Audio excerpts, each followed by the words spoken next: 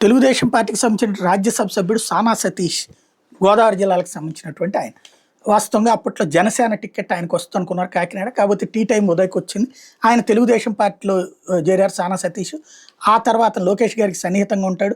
వేగంగా స్పందించారు. ఏ విషయంలో అయ్యా అంటే కాకినాడకు చెందిన నలుగురు మత్స్యకారులు కె శ్రీను, వెంకటేశ్వర్, కరినోకరాజ్ బొరియా, చందా నాగేశ్వరరావు తో కలిసి బ్రహ్మందం కలిసి శ్రీలంకలోని జాఫ్నా జైల్లో 52 రోజులు నిర్బంధం విధించబడింది. 2025 సెప్టెంబర్ 26న వీళ్ళని విడిపించి ఇప్పుడు సానా సతీష్ ఆంధ్రప్రదేశ్కి తీసుకొస్తున్నారు.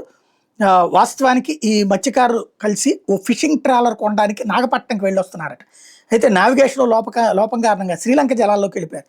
దీంతో వాళ్ళని శ్రీలంక నావికాదళం ఆగస్టు 7న అదుపులో తీసుకుంది. జాఫ్నా జైల్లో పెట్టింది. వాళ్ళని విడుదల చేయించేందుకు భారత కాన్సులేట్ అధికారి రాజీవ్ నేతృత్వంలో రాజీవ్ దగ్గరికి సానా సతీష్ వెళ్ళి ఆయనతో చర్చలు జరిపారు.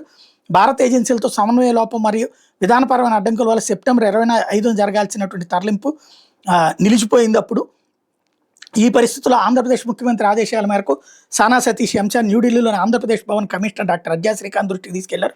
వెంటనే స్పందించిన శ్రీకాంత్ స్వయంగా ఇండియన్ కోస్ట్ గార్డ్ ప్రధాన కార్యాలయాన్ని సందర్శించి ప్రిన్సిపల్ డైరెక్టర్ ఆపరేషన్స్ పంకజ్ వర్మని తక్షణ చర్యలు చేపట్టాలని కోరడం.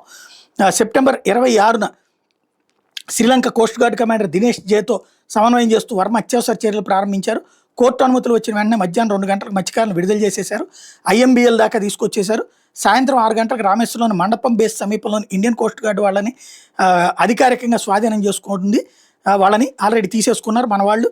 ఆ తర్వాత వాళ్ళని తమ స్వస్థలమైన కాకినాడకి తీసుకొస్తున్నారు.